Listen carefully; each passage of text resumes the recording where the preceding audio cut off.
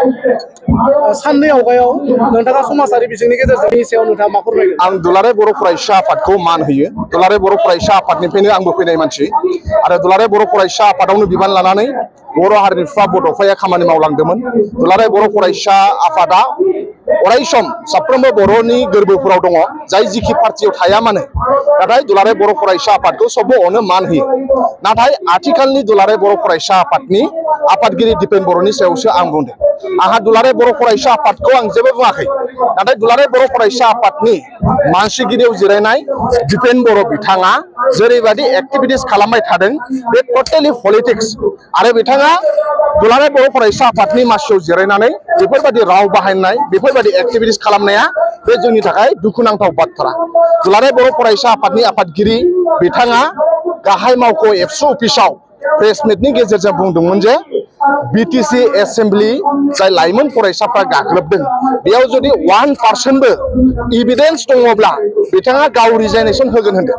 आं बावसो बुंदों जे दुलाराय बर' फरायसा आफादनि गोबां दैदेनगिरि, इउनिभार्सिटि लेभेलनि, कलेज लेभेलनि आरो दुलाराय बर' फरायसा आफादनि गोथार फिरफिलाखौ लानानैनो बिथांमोनहा एसेम्बलि सिङाव हाबदों आरो एसेम्बलिखौ गाग्लोबहैदों होननानै दुलाराय बर' फरायसा आफादनि गोथार फिरफिलायानो नुजादों। दुलाराय बर' फरायसा आफादनि गोबां दैदेनगिरि, इउपिपिएलनि दैदेनगिरिफोर दङ।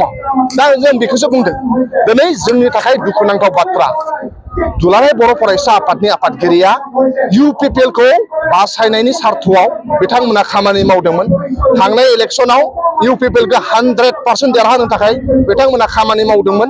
नाथाय मानाव गेदेर हाग्रामा महिलारि सारखौ मोजां मोननानै रायजो राजाया बिपिएफनो भट होबाय। दिनै जों बिपिएफआ पावाराव फैनायनि उनाव दुलाराय बर' फरायसा आफादा नंबां जांबां खामानि मावगासिनो दंमोन। आं ओंखायनो सोंथि सोंदों, साननैसो सिगां प्रमद बर'आ सिफ जानानै थानाय समाव भट जरायाव आदानिनो हा होनानै थानायाव दुलाराय बर' फरायसा आफादावबो फैनानै दंमोन। जुदि आदानिनो हा होनाय भट जरायाव एबसुनि आफादगिरिया फंसेबो बाथ्रा बुंदोंब्ला आंबो बिपिएफ नागारगोन। दा दिनै आदानिनो हा होनाय समाव गोबां बर' मानसिफ्रा हा गोमा जानो थांगासिनो दंमोन, बाव आन्दलन खालामदोंमोन। नाथाय एबसुआ बे बाथ्राखौ बुंनो थाखाय समाय गैयामोन। दा नाथाय जोङो मानाव गेदेर हाग्रामा महिलारि सारखौ बिथांमोननि टारगेटआ, एबसुनि टारगेटआ बर'नि राव हारिमुखौ रैखाथि होनाय नङा। एबसुनि टारगेटआ जेरैखि जाया प्रमद बर'खौ सिफ खालामफिननो नांगौ, हाग्रामा महिलारि सारखौ डिस्टार्ब खालामनांगौ, हाग्रामा महिलारि सारखौ बर' रायजो राजाजों गाज्रि मोनहोनांगौ, बेयावसो बिथांमोना नांथाबनानै दङ। दा ओंखायनो जोंनि थाखाय दुखुनांथाव बाथ्रा। मानाव गेदेर हाग्रामा महिलारि सारा बुंदों दिपेन बर'आ दिसपुराव थांनानै सोर मिनिस्टारनाव पारमिसन बिनानै फैयो, टेम्परारि मा मुभमेन्ट खालामनो नागिरदों, एसटि इस्युखौ लानानै मा पलिटिक्स खालामगासिनो दङ, एसटि इस्युखौ बिथांमोनहा एमएलए इलेक्सनसिम लांनो नाजागासिनो दङ। बे टटेलि पलिटिक्स खालामदों। एबसुनि आफादगिरिया पलिटिक्स खालामनायखौसो जों दुखु नांदों।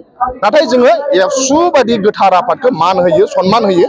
बड'फाया बावनो खामानि मावलांनाय, आंबो एबसुआवनो खामानि मावलांनाय।